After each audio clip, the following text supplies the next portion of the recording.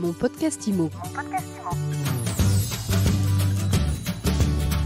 Bienvenue dans ce nouvel épisode de mon podcast IMO. Chaque jour, en quelques minutes, un éclairage sur l'immobilier avec un invité. Et aujourd'hui, notre invité, c'est Eric Groven. Bonjour. Bonjour. Vous êtes président de Sogeprom. Avec vous, nous allons parler de l'immobilier de demain, de la ville de demain, notamment, pas uniquement.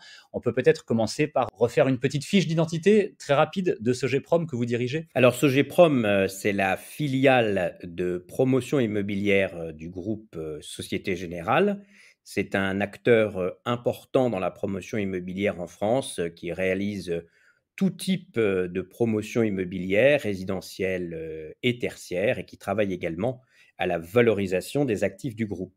À l'heure actuelle, l'avenir de l'habitat, c'est un habitat hybride. On crée des immeubles ou on réhabilite des immeubles dans lesquels vont se trouver aussi bien des logements que des commerces, que des bureaux, etc. Oui, alors en fait, la mixité des usages, elle correspond à deux préoccupations qui se sont fait jour dans les dernières années. Premièrement, que faire des bureaux dont certains avaient vieilli ou dont certaines conceptions paraissaient dépassées, et notamment les tours de bureaux monoblocs tels qu'on peut les connaître dans les différentes métropoles. Et puis la volonté également de rendre les quartiers plus inclusifs, plus mixtes, plus vivants, ce qui pousse évidemment à multiplier les formats dans les mêmes espaces différents, qu'il s'agisse de résidentiels, de bureaux, de commerces, de services. Et donc, il y a une vraie actualité aujourd'hui à avoir des usages mixtes qui correspondent à l'évolution d'une part des bureaux et puis également à l'évolution de la façon dont les gens veulent vivre en ville, éviter les ghettos et que ce soit d'ailleurs des ghettos résidentiels ou des ghettos de bureaux. Le mot ghetto est peut-être un peu fort, mais dès qu'on est en surconcentration avec des immeubles mono-usage, on voit bien que, en général, on peut prendre l'exemple du quartier de la Défense qui se vide de ses occupants en grande partie le soir, ou d'autres zones exclusivement résidentielles où il n'y a pas suffisamment d'activité. Donc voilà, c'est une réflexion, je crois, sociologique et également une réflexion de la profession immobilière au sens large que de réfléchir à la mixité des usages. On va revenir sur tous ces points en détail parce que c'est très intéressant, mais j'aurais commencé sur la réhabilitation. J'ai l'impression, dites-moi si je me trompe, qu'il y a quelques années, il y a quelques dizaines d'années, lorsqu'un immeuble n'était plus fonctionnel ou arrivait en fin de vie, on le détruisait, on reconstruisait autre chose. Là, vous nous parlez réellement de réhabiliter, peut-être de désosser et de retravailler pour garder la structure et recréer une nouvelle vie à un bâtiment déjà existant plutôt que de l'abattre. Alors en effet, c'est exactement ce que nous faisons. Par exemple, ici, nous sommes en train de restructurer en profondeur l'immeuble Watt à La Défense. Nous n'avons gardé que la structure en béton et les descentes d'ascenseurs.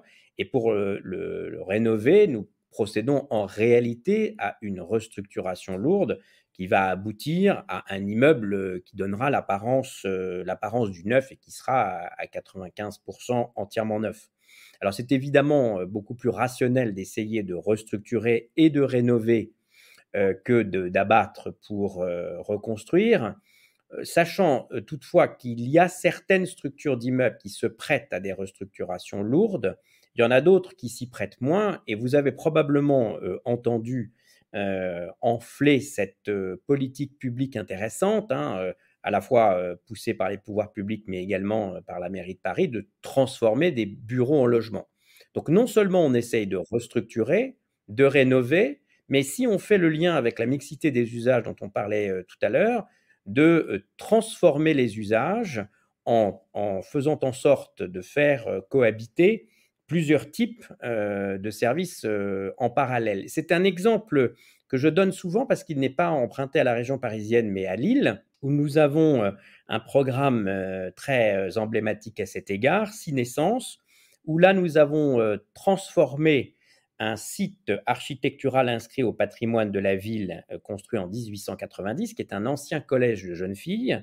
Et là, nous avons transformé cet immeuble en 175 logements, une crèche, un hôtel, une halle gourmande, des commerces avec une pharmacie notamment et des services de coworking. Donc vous voyez, on n'a pas essayé de faire du bureau ou du logement uniquement, mais on a restructuré, on a réélevé. La perspective architecturale assez novatrice est intéressante.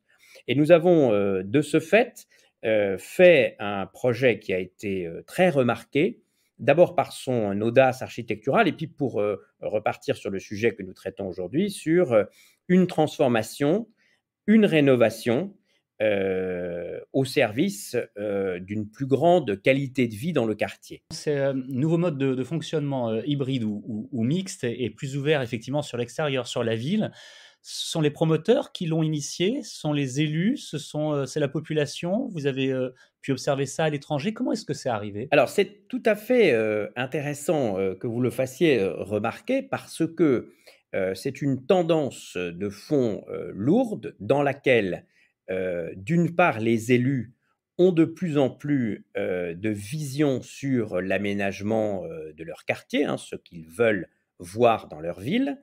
C'est aussi un intérêt des promoteurs de proposer des produits diversifiés au même endroit pour des raisons toutes simples qui font qu'il est souvent plus facile de vendre ou de commercialiser des produits différents qu'un seul type de produit. Et puis, c'est aussi, et c'est très emblématique de la sociologie d'aujourd'hui, la volonté des futurs habitants des quartiers d'être associés à la conception de leur ville. Et c'est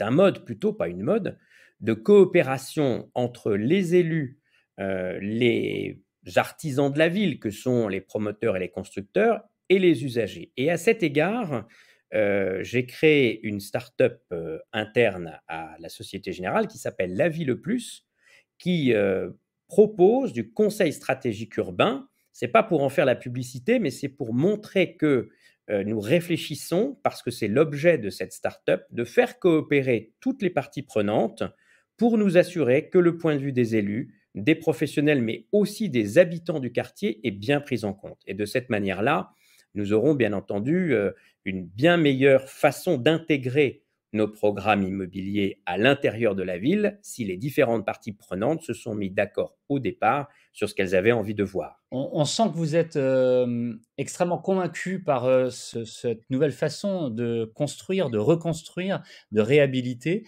Éric Greven, est-ce que on peut dire que ça va être la nouvelle façon de faire et de travailler de Sogeprom, ou ce type d'habitat mixte et de construction mixte, plus exactement, va continuer à cohabiter avec des constructions plus classiques? Oh, je pense que petit à petit, la mixité des usages va s'imposer, mais que on continuera, bien entendu, et notamment pour des programmes de taille intermédiaire à petite, à faire des usages uniques. Si vous avez la possibilité de faire 25 logements, vous n'allez pas essayer d'y caser un hôtel, par exemple. Ou si vous pouvez faire 1000 mètres carrés de bureau, vous n'essaierez pas d'y faire une crèche.